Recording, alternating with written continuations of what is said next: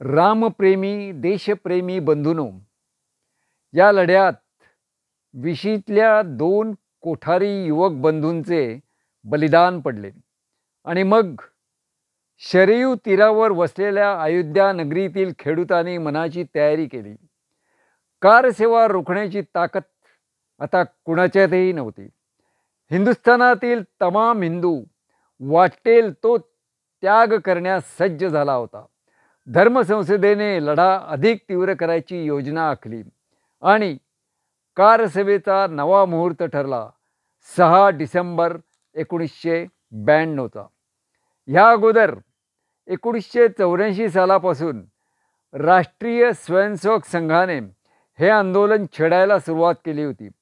एकात्मता यात्रा, शिलापूजन, श्रीरामज्योत, शिलान्यास याद्वारे राम जन्ममुक्ती आंदोलनात समिध्या पडत राहिल्या. 4-5 शतके मागे वळून पाहिलं तर बाबराने त्याचा सेनापती मीर बाकी यास अयोध्येतील श्रीराम मंदिर उद्ध्वस्त करण्याची आज्ञा केली होती. ती त्याने ताबडतोब अंमलात आणली. ती तारीख होती 23 मार्च 1528. म्हणजे आजच्या घडीला 495 वर्षे लोटली ही घटना घडून. इतका प्रदीर्घ काळ हा लढा हिंदू समाजाने लढवला. हजारो लाखो लोकांनी या दरम्यान आपले रक्त सांडले. असंख्य आंदोलने झाली आणि सरतेशेवटी बाबरी ढाचा 6 डिसेंबरला उद्ध्वस्त झाला. 6 डिसेंबरचे हे आंदोलन कारसेवेचे होते, पण त्याची परिणिती बाबरी ढाच्याच्या पतनात झाली. 6 डिसेंबरच्या घटनेलाही आता 31 वर्षे लोटली. आधुनिक भारताच्या इतिहासातील विविध अर्थाने अविस्मरणीय असा हा दिवस.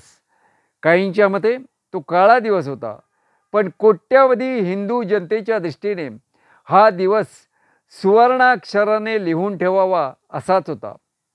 हिंदू अस्मितेचा हा दिवस गुणी मुस्लिम ऐतिहासिक पुरुषांविरुद्ध खचितच नव्हता, तर गजनीचा अहमद, बाबर व औरंगजेब आदी हिंदू संस्कृती भंजक मुस्लिमांना आदर्श मानणाऱ्या विचारांविरुद्ध होता.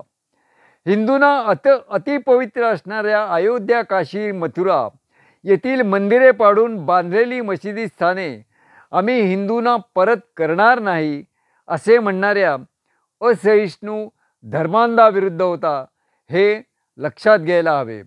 जय श्रीराम.